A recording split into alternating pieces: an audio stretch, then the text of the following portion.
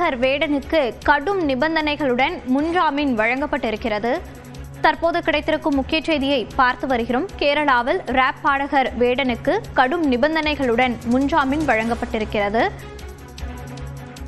வேடன் மீது பெண்கள் பாலியல் குற்றச்சாட்டுகளை முன்வைத்ததை அடுத்து அவர் தலைமறைவாக இருந்தார். தற்போது அவருக்கு கடும் நிபந்தனைகளுடன் முன்ஜாமீனானது வழங்கப்பட்டிருக்கிறது. கேரளாவில் பெரும் அதிர்வலைகளை கிளப்பி இருந்தது வேடனின் வழக்கு. தற்போது வேடனுக்கு கடும் நிபந்தனைகளுடன் முன்ஜாமீன் வழங்கப்பட்டிருக்கிறது. கூடுதல் விவரங்களோடு இணைகிறார் நமது செய்தியாளர் முகிலன். வேடனுக்கு என்னென்ன நிபந்தனைகள் வழங்கப்பட்டிருக்கிறது, விவரங்கள்? மோனிஷா, தற்போது அந்த நிபந்தனைகள் என்ன என்பது தகவல் இதுவரை வெளிவரவில்லை. ஆனால் அவருக்கு தற்போது முன்ஜாமீன் வழங்கப்பட்டிருக்கிறது. அது மட்டுமல்லாமல் அவருக்கு கடுமையான நிபந்தனைகளுடன் இந்த முன்ஜாமீன் வழங்கப்பட்டிருப்பதாக தற்போது தகவல் வெளியாகிருக்கிறது. மிக முக்கியமாக நீதிமன்றம் தனது தீர்ப்பில் வழக்குக்கு வழக்கு அந்த சூழ்நிலைகள் என்பது மாறும்.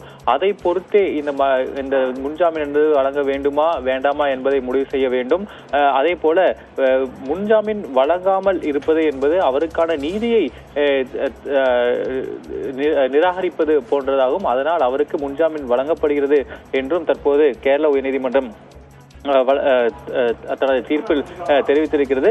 அது மட்டுமல்லாமல் மிக முக்கியமாக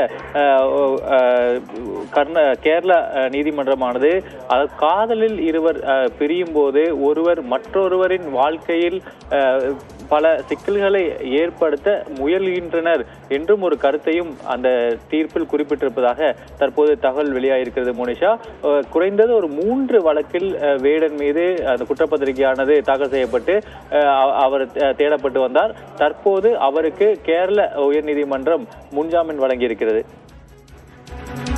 விவரங்களை பதிவு செய்தமைக்கு நன்றி முகிலன்.